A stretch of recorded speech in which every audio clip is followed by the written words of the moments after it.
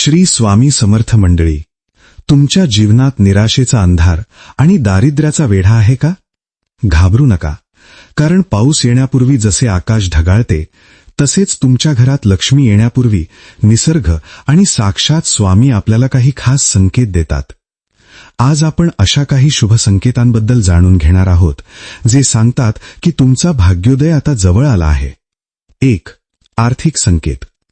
व्यवहार करताना अचानक हातातून पैसे खाली पडले तर समजा लक्ष्मी तुमच्याकडे येण्यास आतुर आहे. 2. प्रवासातील संकेत.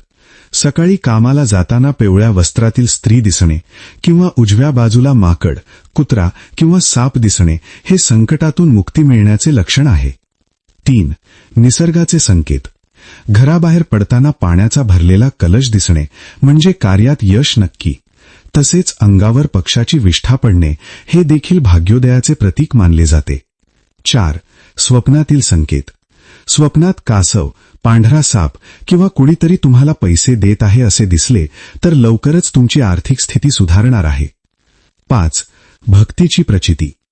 पूजेच्या वेळी देवासमोरचे फूल पडणे किंवा सकाळी उठल्याबरोबर शंखनाद ऐकू येणे म्हणजे तुमची प्रार्थना स्वामींच्या चरणी पोहोचली आहे. स्वामींचा संदेश.